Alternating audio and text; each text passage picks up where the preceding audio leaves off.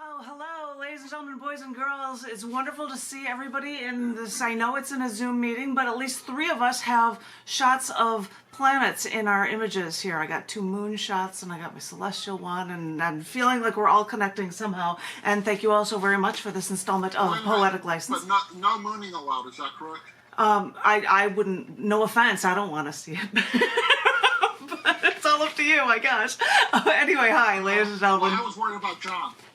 Oh, well, we all worry about John. I'll give more class than that. So anyway, ladies and gentlemen, I hope everybody is doing really, really well. I've got my tennis shirt on because French Open for tennis just happened today, and I have to lift it up to see Rafael Nadal won his 14th French Open. It's like number 22 most that any man has ever gone for the French Open, which is just mind-blowing. But and I see more people come. Oh, MC Rydell, and I've got Finn and Michael.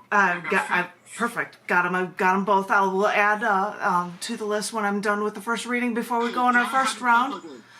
Is everybody going to talk? What? Well, I'm sorry. I wanted to know, you were talking about tennis. I wonder how Coco did. She lost. She played to the Polish. To the Polish woman that's been doing so phenomenally well.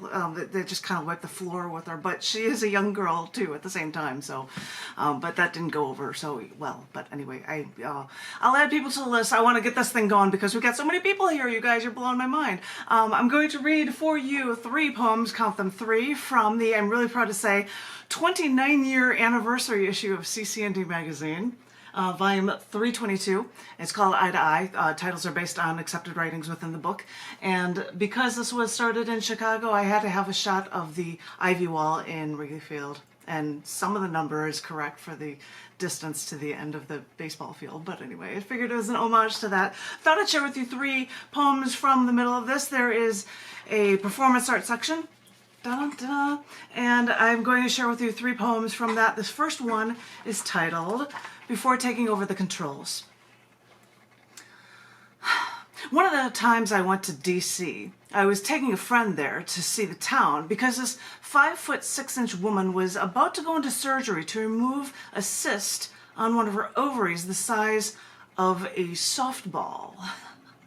Well, a friend was driving us to O'Hare Airport, but before we got on the road, I picked up a small Domino's pizza, and as we started driving along the Kennedy, we agreed that the best bite of any slice of pizza is always that center point bite. So we agreed then and there to eat the center bites of all of the triangles of pizza before we went back to eat more pizza before our flight. And you know, another time I was flying to New Orleans on a business trip, and one coworker was scheduled to fly with me. Now, this coworker was a cute as a button girl from Kentucky, and she was a riot to hang around with, and she was deathly afraid of flying. I knew her fear, so I brought, this was back before 9/11 when you could, bring extra water or soda into an airport with no problem. I brought a 32-ounce plastic cup from a fast food joint filled with hot chocolate and peppermint schnapps. She said she was afraid, so I told her to enjoy some drink before we got on the plane, and she ordered beers on the plane, and as I knew we were landing, I started telling her jokes to keep her enthralled until I finally told her we landed, and she made it, and everything was okay. I'm used to flying in airplanes for big events, even if the events are actually flying an airplane right before New Year's in Southwest Florida, and getting trained photographing the view from the clouds before taking over the controls. Or going up in a plane in Longmont, California, or Colorado, with no side door and a parachute strapped to my back until someone tells you, okay, we're up 12,500 feet now. It's time to start moving. And you waddle to the open door, hold on to the fast-moving airplane for a second for dear life, then let go. I've flown for family, flown to marry people in a wedding, flown for my mother's cremation. It's amazing that sometimes the trip can be a story, but wait for the flight to land, because that's when the real story will start. thought that was vaguely appropriate for the first thing to do for when the real story starts, so it's when their open mic is starting. A humorous one from another front piece from a show. This one's called Have You Ever Had? Have you ever had a bug sandwich before? I'm sure that your answer is probably no, even though there have probably been a few bugs in your fast food sandwiches you bought, but don't think about that. I know when you're in the military you have to be prepared for doing things like eating bugs, but that doesn't mean anyone wants a bug sandwich. But one year, on Christmas, a friend of mine gave me a bug sandwich because she thought I, quote-unquote, had everything. But I probably didn't have a bug sandwich, which wasn't even technically a real sandwich. It was like three plastic bugs inside of plastic or rubber slices of bread. I kept the bug sandwich on top of my fridge for a few years.